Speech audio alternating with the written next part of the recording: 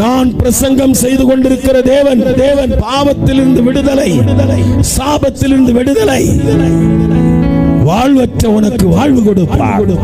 ஹல்லேலூயா. வேதம் சொல்லுகிறது, உன் தலையில் இருந்த கிரீடம், உன் குடும்பத்தில் இருந்த சந்தோஷம், உன் வீட்டில் இருந்த சமாதானம் திருடப்பட்டது. அதை திருப்பி கொடுக்கதான் இயேசு இந்த உலகத்துக்கு வந்தார். ஹல்லேலூயா. எந்த மனுஷனையும் பிரகாசிக்க வைக்க அவராலே மாத்திரம்தான் முடியும். எந்த மனுஷனையும் இருட்டை விட்டு வெளிச்சத்திற்கு கொண்டு வர இயேசு கிறிஸ்துவால் மாத்திரம்தான் முடியும். ஹல்லேலூயா. ஆண்டவர் சொல்லுகிறார், எனக்கு பின் ஒருவர் வருகிறார், அவர் அக்கினியினால் ஞானஸ்நானம் கொடுப்பார். ஹல்லேலூயா. இந்த ஞானஸ்நானத்தை நீங்கள் பெற்றுக்கொள்ள வேண்டும். தேவனுடைய அபிஷேகம் ஒரு மனுஷனை சோர்வில் இருந்து எழுப்பும்.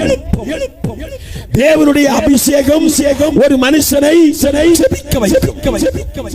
தேவனுடைய அபிஷேகம் ஒரு மனிதனை பாவம் செய்கிறவனை பார்த்தால் அவனுக்காக அதை ஜெபிக்க வைக்கும்.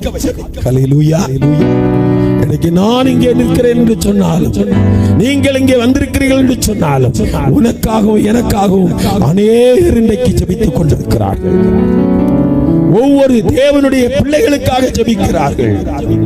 தேவனுடைய பிள்ளைகளை ஆண்டவர் இன்றைக்கு எழுப்பிக் கொண்டிருக்கிறார்.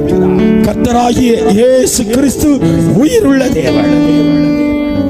நான் எப்பவும் சொல்லுகிறது போல சொல்லுகிறேன், நம்முடைய இந்திய தேசத்தில் கன்னியாகுமரி முதல் ஜம்மு வரையிலும் பாருங்கள், இந்தியா முதல் உலகத்தின் கடை முனை நாடு வரையிலும் பாருங்கள், ஆண்ட ராஜாக்கள், ஆளாத ராஜாக்கள் மரித்தார்கள்.